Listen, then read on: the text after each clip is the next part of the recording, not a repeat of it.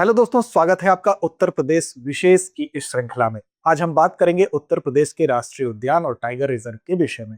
जैसा कि आप जानते हैं कि साप्ताहिक रूप से एक दिन हम एक उत्तर प्रदेश विशेष से संबंधित एक टॉपिक को कवर करते हैं। तो आज हम राष्ट्रीय उद्यान और टाइगर रिजर्व के बारे में जानेंगे, जो कि उत्तर प्रदेश में स्थित है।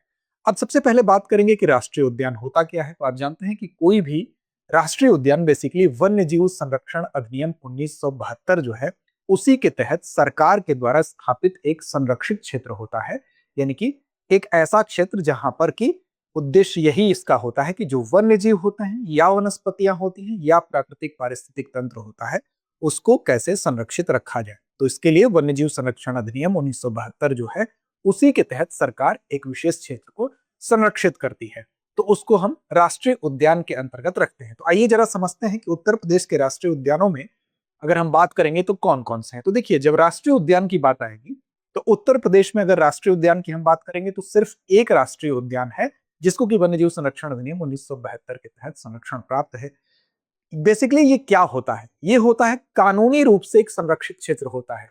यानी कि इसको कानूनी रूप से क्या मिलता है? कानूनी संरक्षण मिलता है। ठीक, तो पहली बात तो यही याद रखनी है कि ये क्षेत्र जो होता है बेसिकली ये क्या है? कानूनी रूप से संरक्षित क्षेत्र होता है और इसमें वन्य जीव संरक्षण किया जाता है, साथ साथ पारिस्थितिक संतुलन का प्रयास किया जाता है। और भारत में अगर इस तरह के राष्ट्रीय उद्यानों की बात करें तो पूरे भारतवर्ष में इनकी संख्या कितनी है? तो पूरे भारतवर्ष में 107 है।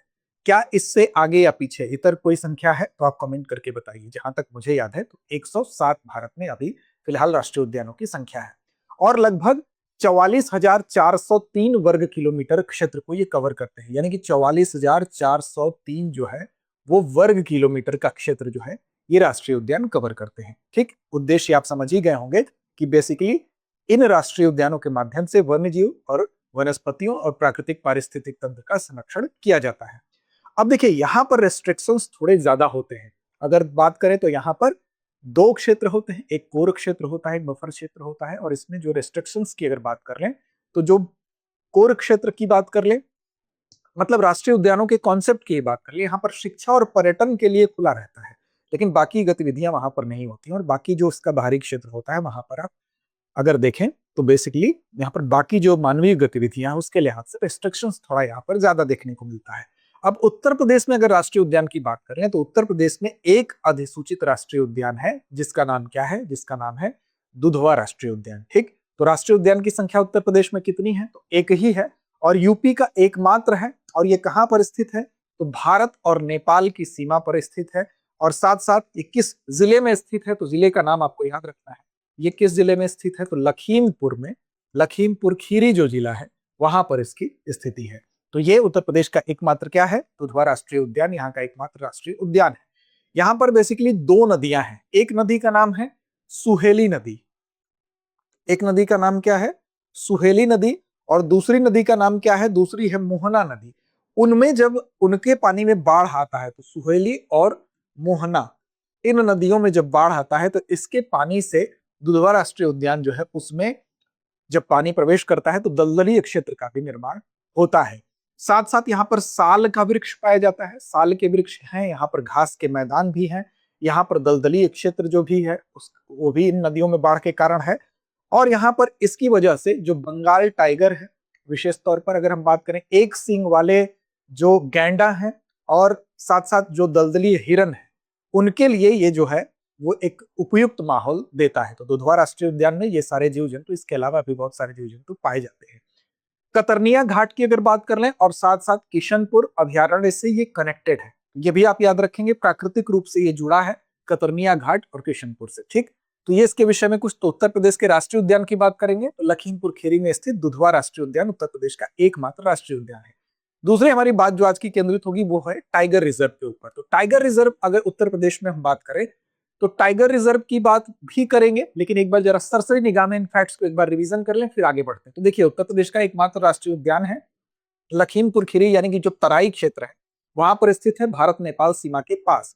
पारिस्थितिकी के लिहाज से यहाँ साल के जंगल, घास के मैदान और दलदलीय भूमि पाई जाती है। प्रमुख नदी के प्रभाव में सुहेली और मोहना नदियां यहाँ पर हैं। प्रमुख जीव की बात करें तो बंगाल टाइगर, दलदली हिरण, एक सींग वाला गैंडा यहाँ पर है। और ये कनेक्टेड कनेक्टेड किससे है, जुड़ा क्षेत्र क्या है, तो किशनपुर और कतरनिया घाट वन्यजीव अभयारण्य से जुड़ा हुआ है। और महत्व बेसिकली बाघ संरक्षण और तराई पारिस्थितिकी की वजह से ये उसके प्रमुख केंद्र के रूप में जाना जाता है। तो ये तो हो गया एकमात्र राष्ट्रीय उद्यान के बारे में। अब बात करते हैं टाइगर रिजर्व के बारे में। तो देखिए, उत्तर प्रदेश में अगर टाइगर रिजर्व की बात करेंगे तो 4 है, उस पर हमारी चर्चा होगी। लेकिन उससे पहले एक महत्वपूर्ण सूचना आपके लिए है। आपकी जो आपका रुझान था, आपकी जो लगातार मांग थी, उसको ध्यान में रखते हुए द न्यू सेशन सेल के अंतर्गत 25 से 29 जून तक अब यूपीपीसीएस के ऑनलाइन कोर्सेज पर आप फिर से पा सकते हैं 50% तक की छूट। अब इसके लिए आप चाहे फाउंडेशन कोर्स हो, जिसके माध्यम से आप स्ट्रॉन्ग कॉन्सेप्ट और बेसिक्स को आप तैयार करते हुए इस पूरी परीक्षा को क्रैक कर सकते हैं। साथ साथ प्रीलिम्स की बात करें तो केवल टारगेटेड प्रीलिम्स के लिए आपकी तैयारी इसमें होगी, आरओ एआरओ का बैच हो गया या दूसरे एग्जामिनेशन के लिए। इन सारे ऑनलाइन कोर्सेज पर आपको 25 से लेकर 29 जून तक आपको 50% तक की छूट मिलेगी। अब इस छूट का लाभ आप कैसे उठाएंगे, तो दृष्टि लर्निंग ऐप को डाउनलोड कर लीजिए या फिर आप डिस्क्रिप्शन में लिंक के माध्यम से भी इस छूट का लाभ उठा सकते हैं। अधिक जानकारी के लिए आप कॉल कर सकते हैं 8750187501 पर। अब देखिए, बात करते हैं उत्तर प्रदेश के बाघ अभयारण्य यानी कि टाइगर रिजर्व की। तो देखिए, बाघ अभयारण्य की जब बात आती है तो सबसे पहले ये जान जाइए कि बाघ अभयारण्य क्या है। तो बाघ अभयारण्य एक राष्ट्रीय उद्यान बाघ अभयारण्य भी हो सकता है। कैसे हो सकता है, देखिए, जो ये भी विशेष तौर पर बाघ संरक्षण के लिए एक संरक्षित वन क्षेत्र होता है। 1973 में 1973 में आप जानते हैं कि प्रोजेक्ट टाइगर की शुरुआत हुई थी। और प्रोजेक्ट टाइगर जो पहल थी, जो शुरुआत थी, उसका उद्देश्य ही था कि जो लुप्त प्राय बंगाल टाइगर है उसको फिर से उसके आवास को संरक्षित किया जाए, ताकि उसको उसकी स्थिति को ठीक किया जा सके, उसकी संख्या को बढ़ाया जा सके। तो राष्ट्रीय बाघ संरक्षण प्राधिकरण जो है, ठीक, एनटीसीए जिसको कहते हैं, राष्ट्रीय बाघ संरक्षण प्राधिकरण, राष्ट्रीय बाघ संरक्षण अगर प्राधिकरण की बात करेंगे तो पर्यावरण, वन और जलवायु परिवर्तन मंत्रालय के अधीन एक वैधानिक निकाय है। और बेसिकली इसकी स्थापना वर्ष 2006 में हुई थी। और वाइल्ड प्रोटेक्शन एक्ट 1972, वन्यजीव संरक्षण अधिनियम 1972 के तहत ही इसकी स्थापना 2006 में की गई थी।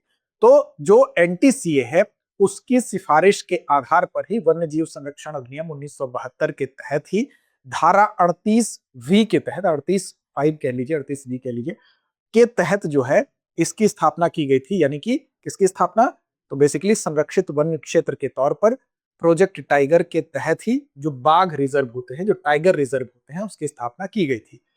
मुख्य उद्देश्य आप समझ ही गए होंगे, बाघों के संरक्षण के लिए इसको स्थापित किया गया था। और पहला जहां से शुरुआत हुई थी प्रोजेक्ट टाइगर की, वही पहला टाइगर रिजर्व भी था। तो भारत का पहला टाइगर रिजर्व कौन था, तो उत्तराखंड में जिम कार्बेट टाइगर रिजर्व है, वो भारत का पहला टाइगर रिजर्व भी था। और यहीं से प्रोजेक्ट टाइगर का शुभारंभ भी हुआ था। भारत में अगर पूरी संख्या देखेंगे तो 58 टाइगर रिजर्व है। क्या कोई नया बन गया है? अगर बन गया है तो कमेंट कर दीजिए, और अगर नहीं बना है तो 58 कौन सा था वो जरा बता दीजिए। चलिए, अब देखिए, यहां पर उत्तर प्रदेश के संदर्भ में हमारी विशेष बात ये केंद्रित है। तो उत्तर प्रदेश में इनकी संख्या जैसा कि आपको दिख रहा है, एक तो दुधवा टाइगर रिजर्व है, जो कि दुधवा राष्ट्रीय उद्यान भी था। अब एक राष्ट्रीय उद्यान, एक टाइगर रिजर्व भी घोषित किया जा सकता है, तो उसी के तहत ये टाइगर रिजर्व भी है। साथ साथ Pilibhit tiger reserve, Amangarh tiger reserve और रानीपुर टाइगर रिजर्व, तो 4 ये जो है उत्तर प्रदेश में क्या है, टाइगर रिजर्व है।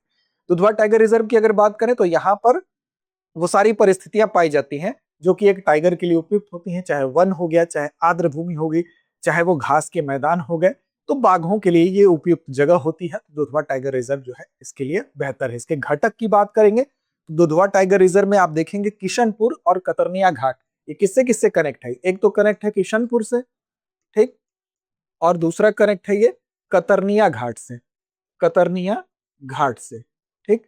तो किशनपुर और कतरनिया घाट से इसके घटक हैं, वो इससे वो क्या है, कनेक्ट है। इससे कनेक्ट होने से क्या होता है कि जैसे क्षेत्र बढ़ जाता है, मान लीजिए कि कोई क्षेत्र यहाँ पर है, ठीक, और यहाँ से बगल में कोई क्षेत्र और है, तो ये दोनों जब आपस में कनेक्ट हो जाएंगे तो ये एरिया एक कॉरिडोर की तरह काम करने लगता है। और कॉरिडोर का मतलब कि यहाँ के जीव जंतु यहाँ भी जा सकते हैं, तो इस क्षेत्र पर पड़ने वाला दबाव कम हो जाएगा, और उसका हम कह सकते हैं कि जो जेनेटिक डाइवर्सिटी है वो भी बढ़ जाती है। तो इस तरह से ये दोनों इसके क्या है, घटक हैं, ठीक है। तो ये याद रखना है, दुधवा के किशनपुर और कतरनिया घाट जो है क्या है, घटक है। और घाघरा नदी जो है, घाघरा नदी दुधवा राष्ट्रीय उद्यान और कतरनिया घाट जो अभयारण्य है उसको अलग करने का काम करती है। तो ये भी एक फैक्ट याद रखिएंगे कि कतरनिया घाट और साथ साथ दुधवा ने को दोनों को अलग करने के लिए कौन सी नदी जिम्मेदार है, तो घाघरा नदी क्या करती है, इसको अलग करने का काम करती है, ठीक है। तो ये भी एक फैक्ट है। अब देखिए सीमा पार अगर देखें तो नेपाल के जो बर्दिया राष्ट्रीय उद्यान है, नेपाल का कौन सा है, बर्दिया, बर्दिया राष्ट्रीय उद्यान, ये उससे भी कनेक्ट है। ठीक, तो जो बाघ अभयारण्य आपका है दुधवा टाइगर रिजर्व की अगर हम बात करें तो दुधवा टाइगर रिजर्व नेपाल के सीमा पार का मतलब दूसरे देश के नेपाल के बर्दिया राष्ट्रीय उद्यान के साथ भी क्या है, कनेक्ट है। तो इससे क्या होता है, यहाँ के बाघ घूमते टहलते हुए बर्दिया टाइगर रिजर्व में भी चले जाते हैं और वहां के यहाँ आ जाते हैं। तो इससे जो है जेनेटिक डाइवर्सिफाई जो है, जेनेटिक हम कह सकते हैं कि वो उसमें विविधता हो सकती है। सीमा पार बर्दिया राष्ट्रीय उद्यान से इसका ये कनेक्ट है। भारतीय और नेपाली बाघों के बीच में जेनेटिकली एक फ्लो बना रहता है, ये आप कह सकते हैं। ठीक, उसके बाद आप देख रहे हैं पीलीभीत टाइगर रिजर्व। ठीक, पीलीभीत है और अमनगढ़ है, तो इन दोनों की भी बात कर लें। पीलीभीत की बात करेंगे तो ये पीलीभीत, लखीमपुर और शाहजहांपुर, कहां कहां ये इसका विस्तार है, इसका विस्तार है पीलीभीत में तो है ही, इसके अलावा लखीमपुर में भी है और इसके अलावा शाहजहांपुर में भी है, शाहजहांपुर में भी है। तो अगर आपसे पूछता है सवाल कि पीलीभीत टाइगर रिजर्व का विस्तार कहां तक है, तो आप ध्यान रखेंगे कि पीलीभीत, लखीमपुर और शाहजहांपुर तक इसका क्या है, विस्तार है। ठीक, और भारत नेपाल जो सीमा है उससे लगे हुए हिमालय की तलहटी के साथ, यानी कि जो तराई बेल्ट है, उस तराई बेल्ट में इसका क्या है, विस्तार है। ठीक है, तो ये बेसिकली हिमालय तलहटी के साथ तराई बेल्ट तक विस्तार है। और वर्ष 2014 में इसको बाघ अभयारण्य घोषित किया गया था। कब घोषित किया गया था, वर्ष 2014 में पीलीभीत टाइगर रिजर्व को बाघ रिजर्व घोषित किया गया था। और साथ साथ यहाँ पर शारदा नदी प्रणाली और शारदा सागर डैम से ये घिरा हुआ है। तो ये भी याद रखेंगे कि शारदा रिवर सिस्टम जो है, शारदा नदी प्रणाली और साथ साथ शारदा डैम, ठीक, इससे ये क्या है, इससे ये घिरा हुआ है। ठीक, तो ये भी एक फैक्ट है, ये भी याद रखना है आपको। साथ साथ यहाँ पर साल के वृक्ष, घास के मैदान, बाढ़ के मैदान और दलदली क्षेत्र भी पाए जाते हैं। 2020 में इसको पुरस्कृत भी किया गया था। तो 2020 में इसको अगर आप देखें तो एक पुरस्कार मिला था, उस पुरस्कार को TX2 पुरस्कार, यानी कि TX2 पुरस्कार मिला था। यानी कि यहाँ पर क्या हुआ था, यहाँ पर इन्होंने बाघों की संख्या को दुगुना कर लिया था और उसी की वजह से इनको 2020 में पुरस्कृत भी किया गया था। तो पीलीभीत टाइगर रिजर्व बेसिकली एक मॉडल प्रस्तुत करता है पूरे देश में बाघ संरक्षण की दिशा। ठीक, अब संरक्षण प्रयासों के लिए साथ साथ इतना ही नहीं, केवल पुरस्कृत ही नहीं किया गया, बल्कि UNDP ने और साथ साथ WWF ने, ठीक, इनको क्या किया, इनको अप्रिशिएट भी किया इनके इस कदम के लिए कि आपने बाघों की संख्या को डबल किया। तो वर्ष 2020 में पीलीभीत टाइगर रिजर्व एक पूरे देश में बाघ संरक्षण की दिशा में एक मॉडल भी प्रस्तुत करता है। ठीक, अमनगढ़ की भी बात कर ले। अमनगढ़ टाइगर रिजर्व की अगर बात करें तो बेसिकली आप देखेंगे कि जिम कॉर्बेट टाइगर रिजर्व का एक बफर एक्सटेंशन है। बफर एक्सटेंशन वही कॉन्सेप्ट है, मान लीजिए जिम कॉर्बेट है और यहाँ पर क्या है, अमनगढ़ है। अब इसको हम मान लीजिए कनेक्ट कर दीजिए और यहां से ये लकीर मिटा दीजिए। ठीक, यहाँ कनेक्ट करने के बाद इनको ऐसे मान लीजिए, ये ऐसे हो गया। ठीक, अब इससे क्या होगा, जिम कॉर्बेट पे मान लीजिए कि प्रेशर ज्यादा है तो यहाँ के जीव जंतु यहाँ आ जाएंगे घूमने टहलने, यहाँ के यहाँ, तो एक कॉरिडोर की तरह से, ये वाला एक रास्ते की तरह से काम करता है। ठीक है, तो इसमें जिम कॉर्बेट का टाइगर रिजर्व का एक बफर एक्सटेंशन है। अब देखिए शुरू में क्या था कि जब उत्तराखंड और उत्तर प्रदेश एक ही में थे, लेकिन बाद में जब उत्तराखंड अलग हुआ तो इसमें हालांकि बाघों की संख्या नहीं थी उतनी, लेकिन फिर भी बाद में इसको क्या किया गया, इसको एक अलग जो है हम कह सकते हैं बाघ, जो 21 जुलाई 2012 को इसको टाइगर रिजर्व घोषित कर दिया गया। तो 21 जुलाई को, ठीक ना, याद रखिएगा तिथि भी, 21 जुलाई 2012 को इसको क्या घोषित किया गया था, टाइगर रिजर्व घोषित किया गया था अमनगढ़ को।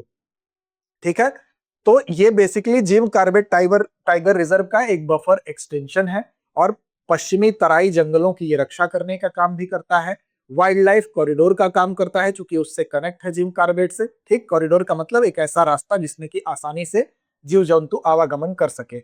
उत्तराखंड सीमा पर यह कहां पर स्थित है, तो याद रखिएगा ये बिजनौर डिस्ट्रिक्ट में स्थित है। कहां पर स्थित है, तो बिजनौर जिले में इसकी स्थिति है अमनगढ़ टाइगर रिजर्व की। ठीक, अब इसमें घने जंगल भी हैं, घास के मैदान भी हैं, यहाँ पर आर्द्र भूमि भी है, छोटी पहाड़ियां भी हैं। इसमें टाइगर ही नहीं बल्कि यहाँ पर तेंदुआ, चीतल, सांभर, हॉग डियर, भालू, मगरमच्छ जैसे तमाम जीव जंतु यहाँ पर आपको देखने को मिलते हैं। ठीक, 21 जुलाई 2012 को इसको टाइगर रिजर्व घोषित किया गया। बिजनौर डिस्ट्रिक्ट में ये स्थित है और ये हम कह सकते हैं कि जिम कॉर्बेट के लिए एक सेफ्टी वॉल्व के रूप में, एक सुरक्षा कवच के रूप में काम करता है, क्योंकि इसके अलावा यहाँ पर जेनेटिक डाइवर्सिटी भी बनी रहती है, क्योंकि यहाँ के बाघ या जीव जंतु यहाँ आ सकते हैं, यहाँ के यहाँ जा सकते हैं, तो विशेष क्षेत्र पर पड़ने वाले दबाव को कम करते हुए एक सेफ्टी वाल्व के रूप में भी काम करता है। ठीक, अगला है हमारा रानीपुर टाइगर रिजर्व।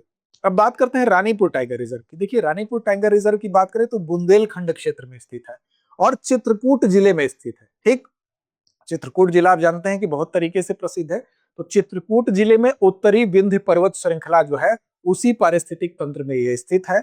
और विशेष तौर पर अगर बुंदेलखंड में देखें तो एकमात्र टाइगर रिजर्व है, और इसको राष्ट्रीय दर्जे के रूप में अगर आप देखेंगे तो राष्ट्रीय रूप से ये 53वां टाइगर रिजर्व बना था, 53वां टाइगर रिजर्व बना था। और अगर स्टेट वाइज देखेंगे तो यूपी का चौथा tiger reserve Ranipur tiger reserve बना था।